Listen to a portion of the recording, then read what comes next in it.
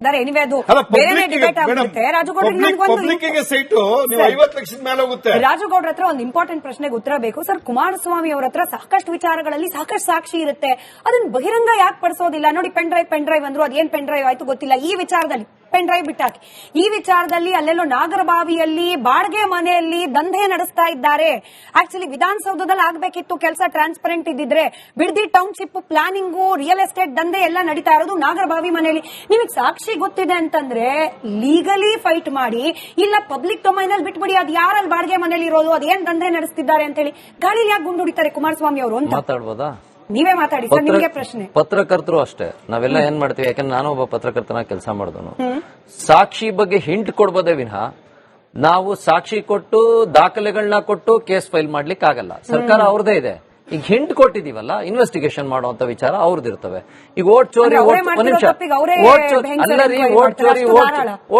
Vote ಚೋರಿ ಅಂತ ಅಂದ್ರು. ಅವ್ರದೇ ಕ್ಷೇತ್ರಗಳಲ್ಲಿ 10/10 173 ಓಟ್ ಇತ್ತು ಅನ್ನೋದು ಅವರೇ ಸ್ಪಷ್ಟವಾಗಿ ಬಹಿರಂಗ ಪಡಿಸ್ಕೊಂಡ್ರು. ನಾನು ಹೇಳ್ತೀನಿ ಕೇಳಿ, ಏನ್ ಮಾಡಿದ್ರಿ? ನಾನು ಹೇಳೋದಿಷ್ಟೇ, ನಾವು ಸಾಕ್ಷಿ ಕೊಡ್ತೀವಿ, ಇದು ಜನತೆ ಕೊಡ್ಬೇಕಾದಂತ ವಿಚಾರ ನಾವು ಜನತೆ ಮುಂದೆ ಇಡ್ತಾ ಇದೀವಿ. ನಿಮ್ಮನ್ನು ನಾವ್ ಹೇಳೋದಿಷ್ಟೇ, ನಾವು ಮುಚ್ಚಿಟ್ಟು ವ್ಯವಹಾರ ಮಾಡುವಂತದ್ದೇನಲ್ಲ. ಯಾಕೆ ನಿಮ್ ಮುಂದೆ ಈ ವಿಚಾರಗಳನ್ನ ಬಿಚ್ಚಿಟ್ಟು ಅಂದ್ರೆ, ಬನ್ನಿ ವಿಧಾನಸೌಧ ಯಾಕೆ ಸ್ವಾಮಿ, ವಿಧಾನಸೌಧದಲ್ಲಿ ಒಂದು ಡಯಾಸ್ ಹಾಕ್ಸಿ, 10,000 ಜನ ರೈತರು ಸೇರ್ಸೋಣ. ಒಬ್ಬ ರೈತನಿಗೂ ಈ ಭಾರತ ದೇಶದ ಸಂವಿಧಾನ ಏನ್ ಹೇಳ್ತದೆ ಅಂದ್ರೆ, ಬ್ರಿಟಿಷ್ನವ್ರು ಹೋದ್ಮೇಲೆ ಪ್ರತಿಯೊಬ್ಬ ನಾಗರಿಕನಿಗೂ ಅವನ ಹಕ್ಕು ಸಿಗಬೇಕು ಅನ್ನೋದು ಉದ್ದೇಶ.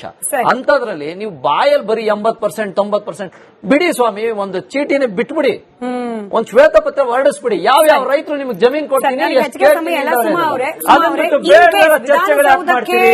ರೈತರು ಹೋದ್ರೆ ಆ ಸಮಸ್ಯೆಯನ್ನ ಆಲಿಸ್ತಾರೆ ಅಂತ ಹೇಳಿ ಡಿ ಕೆ ಶಿವಕುಮಾರ್ ಅವ್ರು ಏನಾದ್ರು ಕರೆದ್ರೆ ರೈತರು, ಬಿಡದಿ ಭಾಗದ ರೈತರು ಹೋಗ್ಲಿಕ್ಕೆ ಸಿದ್ಧರಿದ್ದೀರಾ? ಮೇಡಮ್, ನಾವು ಹೋಗೋದಕ್ಕೆ ಅವರೇ ಬಂದ್ಬಿಡ್ಲಿ ಬಿಡಿ ಮೇಡಮ್.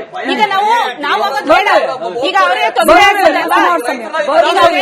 ಅವರೇ ಮೊದಲಷ್ಟು ಹೇಳಿದ್ದಾರೆ, ಧಿಕ್ಕಾರ ಕೊಡ್ಬೋದು ಅಂತ ಅವರೇ ಹೇಳಿದ್ದಾರೆ. ಅಲ್ಲಿ ರೈತರು ಇಲ್ಲ ಅಂತ ಹೇಳಿದ್ದಾರೆ, ಅವರೇ ಕಣ್ಣಾರ ನೋಡ್ಲಿ, ಮರುಭೂಮಿ ಅಂತ ಹೇಳಿದ್ದಾರೆ.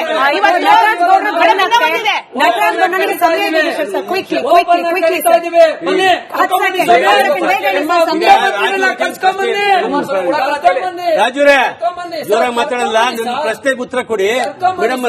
ಈಗ ಎಷ್ಟೋ ಜನ ನಮ್ಗೆ ಜಮೀನು ಬೇಕಾಗಿಲ್ಲ, ಬೇಕಾಗಿರೋ ಜನ ಎಲ್ಲ ಅರ್ಜಿ ಹಾಕಿದಾರಲ್ಲ. ನಿಖಿಲ್ ಸೋಮನ್ ಜಮೀನ್ ಇದೆ, ಹಿಂದೆ ಅವ್ರೇನ್ ಮಾಡಿದ್ರು, ನಾವು ಪ್ರತಿಭಟನೆ ಮಾಡ್ತೀವಿ ಹಾಗೆ ಹೀಗೆ ಅಂತ. ಪ್ರಶ್ನೆ ಇರೋದು ಸಾಮಾನ್ಯ ರೈತರೇ, ಅವರು ರೈತರೇ ಅಲ್ಲ ಮೇಡಮ್.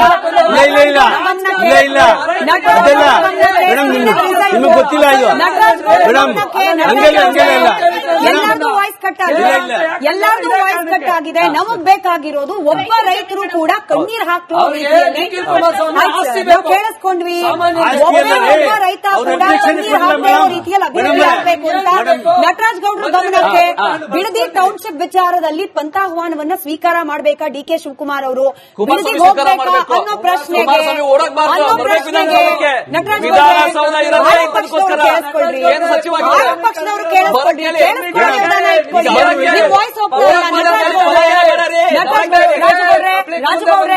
ರಾಜುಗೌಡ್ರೆ